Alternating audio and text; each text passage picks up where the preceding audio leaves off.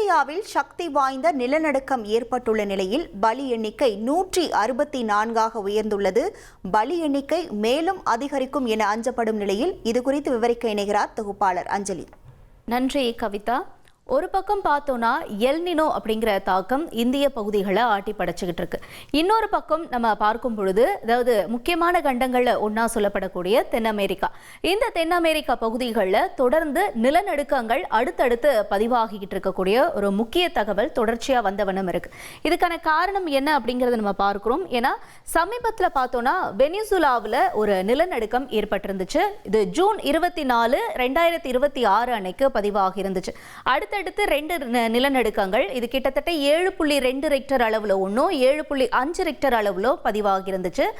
முக்கியமாக சொல்லக்கூடிய இந்த தலைநகரான கராகஸ், இந்த இடத்துல தான் இந்த நிலநடுக்கம் அப்படிங்கிறது ரொம்ப தீவிரமாக பதிவாகி இருந்துச்சு. வெனிசுலாவில் பார்த்தோன்னா 6300க்கும் மேற்பட்டவங்க உயிரிழந்திருக்காங்க.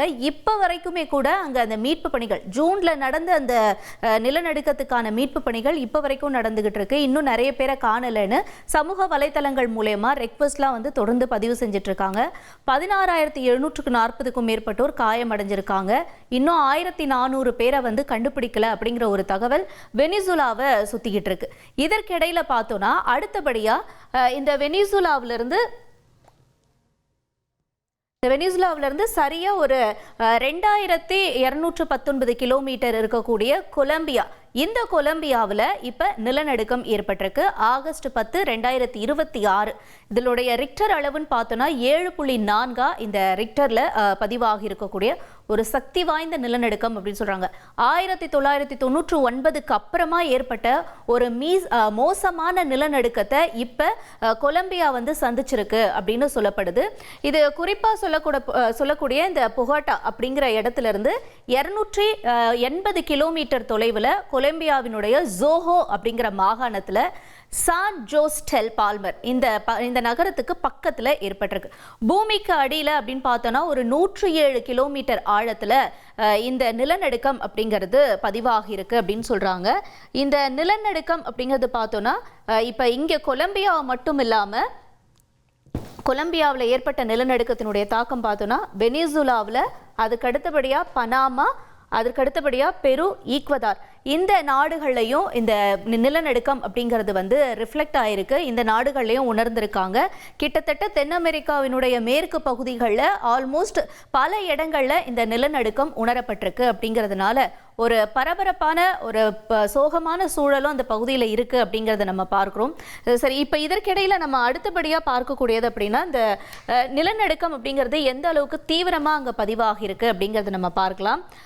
நம்ம அதாவது இன்டென்சிட்டி அப்படின்னு சொல்லுவாங்க இல்லையா, இது எந்த அளவுக்கு இருக்கு அப்படின்னா இங்க மஞ்சள் நிறத்தில் இருக்கு பாருங்க. இந்த இடங்கள் எல்லாருமே அந்த நிலநடுக்கம் அப்படிங்கிறது உணரப்பட்டிருக்கு. அதற்கான வரைபடத்தில் நம்ம பார்க்கும்பொழுது வெரி ஸ்ட்ராங் அப்படின்னு சொல்றாங்க. இதனுடைய மாடரேட் அப்படின்னு டேமேஜ் அப்படின்னு பார்த்தா மாடரேட்டா இருக்கு. இன்டென்சிட்டி அப்படிங்கிற லெவல் பார்த்தோம்னா 7 அப்படிங்கிறது பதிவாகி இருக்கு. 7.2 ரெக்டர் அளவுகோல் அங்கே பதிவாகி இருக்கிறதுனால இந்த இடங்கள்லாம் நிலநடுக்கம் அப்படிங்கிறது உணரப்பட்டிருக்கிறத நம்ம இங்க இருக்கக்கூடிய இமேஜ் மூலமா பார்த்துட்டு இருக்கோம். இதற்கிடையில அங்க இருக்கக்கூடிய இந்த சூழல் எப்படி இருக்கு, காட்சிகள்லாம் எப்படி இருக்கு அப்படிங்கறதெல்லாம் நம்ம இப்ப பார்க்கலாம். அதாவது பார்த்தோம்னா இப்ப குறிப்பா சொல்லப்படக்கூடிய இந்த கொலம்பியாவில் இருக்கக்கூடிய சில பகுதிகளில் இப்ப வரைக்கும் உயிரிழப்பு அப்படிங்கிறது 164 பதிவாகி இருக்கு. 61 கட்டடங்கள் முழுசா சேதமடைஞ்சிருக்குன்னு சொல்றாங்க. 570 பேர் இப்ப வரைக்கும் காயமடைஞ்சிருக்காங்க. 1500க்கும் மேற்பட்ட வீடுகள், 52 பள்ளிகள், 18 சுகாதார நிலையங்கள்லாம் சேதமடைஞ்சிருக்கு. குறிப்பா பெரீரா, கலி, மனிசாலஸ், அப்புறம் கிப்டோ, இந்த நகரங்கள் தான் இப்ப கடுமையா பாதிக்கப்பட்டிருக்கு அப்படின்னு சொல்லப்படுது. விமான நிலையங்கள்லாம் அங்க மூடிட்டாங்க. இப்போதைக்கு எந்த மாதிரியான ஒரு போக்குவரத்தும் அங்க தொடங்கப்படலை இந்த நாள் வரைக்கும் அப்படின்னு சொல்லப்படுது. இதற்கிடையில நம்ம அங்க இருக்கக்கூடிய காட்சிகள்லாம் என்னென்ன பதிவாகி இருக்கு அப்படிங்கிறத நம்ம பார்த்தலாம். முதல்ல இந்த பெரேரியா அப்படின்னு சொல்லப்படக்கூடிய இடத்துல தான் ரொம்ப அதிகமான சேதம் ஏற்பட்டிருக்கு. 60 பேர் மட்டும் இந்த இடத்துல இப்ப வரைக்கும் உயிரிழந்திருக்காங்க. நிறைய பேரை காணலன்னு டிஜிட்டல் தரவு தளங்கள்ல அங்க புகார்களை கொடுத்துட்டு வராங்க. இப்ப அந்த நகரத்துல பதிவாகி இருக்கக்கூடிய காட்சிகள் எப்படி இருக்கு அப்படிங்கறத நம்ம முதல்ல பார்த்துடலாம்.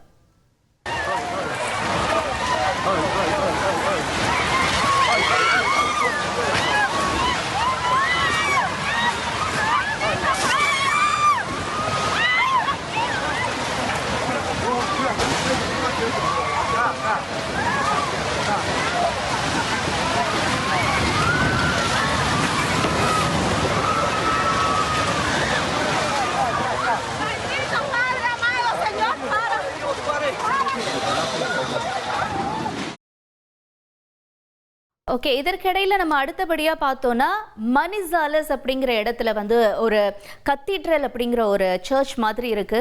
அந்த இடம் பார்த்தோன்னா சிவியரா வந்து பாதிக்கப்பட்டிருக்கு அப்படின்னு சொல்றாங்க. அங்க இருக்கிற மக்கள்லாம் அந்த ஷேக் ஆகுறது, அந்த நிலநடுக்கம் ஏற்படும் போது அந்த அதிர்க்கூடிய காட்சிகள்ல ஒருத்தர் வந்து பயந்து பிடிச்சிக்கிட்டு அங்க இருக்கக்கூடிய அந்த சூழல் என்ன நடக்குதுன்னே தெரியாம கொஞ்ச நேரத்துக்கு அவங்க ஒரு பரபரப்பா இருக்கக்கூடிய அந்த காட்சிகள்லாம் கூட பதிவாகி இருக்கு.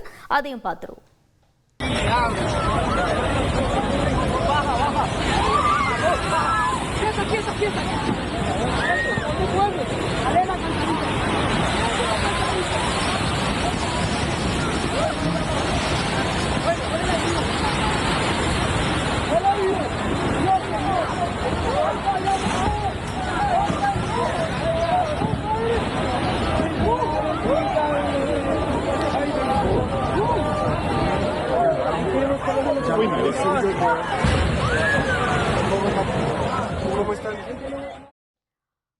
இப்போ அடுத்தபடியா இங்க 160க்கும் மேற்பட்டோர் உயிரிழந்திருக்காங்க அப்படிங்கிறதுனால ரெஸ்கியூ பணிகள் அப்படிங்கிறது ஸ்டார்ட் ஆயிருக்கு. அங்க அரசு வந்து தற்காலிகமா என்னென்னலாம் அவங்களால பண்ண முடியுமோ அந்த விஷயங்கள்லாம் பண்ணிட்டு இருக்காங்க. பாதிக்கப்பட்டவங்களை மீட்கக்கூடிய நடவடிக்கைகள்லாம் ஈடுபட்டிருக்காங்க. இப்பதான் வந்து அதிபரா அங்க புதிய அதிபர் வந்து தேர்ந்தெடுக்கப்பட்டிருந்தாரு. இப்போ அவர் தரப்புல இருந்து முழு வீச்சில் நாங்க வந்து இந்த பணிகளை மேற்கொள்வோம் அப்படின்னு அவருடைய தரப்புல இருந்தும் மக்களோட நாங்க துணை நிற்போம் அப்படின்னு அவர் சொல்லியிருக்காரு. அங்க இப்ப மீட்பு பணிகள் எந்த அளவுக்கு இருக்கு அப்படிங்கிற காட்சிகளையும் நம்ம பார்த்துடலாம்.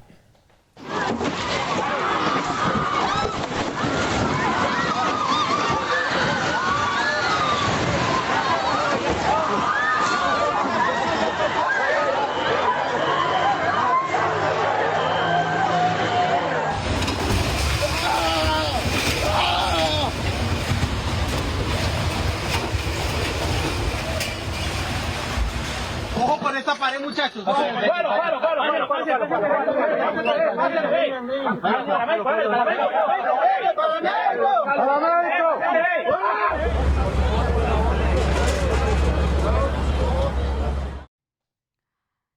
ஏற்கனவே வெனிசுலாவில் ஏற்பட்ட அந்த நிலநடுக்கத்தினுடைய பாதிப்பே முடியறதுக்குள்ள அதற்குள்ள பக்கத்தில் இருக்கக்கூடிய நாடான கொலம்பியாவில் இந்த நிலநடுக்கம் அப்படிங்கிறது அங்கே இருக்கக்கூடிய மக்களை இன்னும் பீதியில் ஆழ்த்தி இருக்கு அப்படின்னு தான் சொல்லணும்.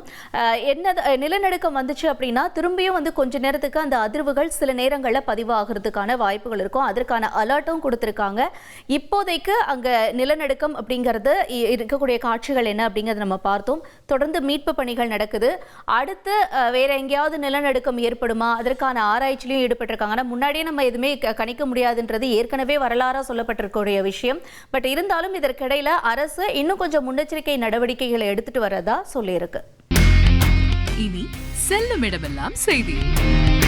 தந்தி டிவியின் வாட்ஸ்அப் சேனலை ஃபாலோ பண்ணினா செல்ல இருக்கும் இடமெல்லாம் செய்தி. இதோ QR கோட் இப்பவே ஸ்கேன் பண்ணுங்க, ஃபாலோ பண்ணுங்க.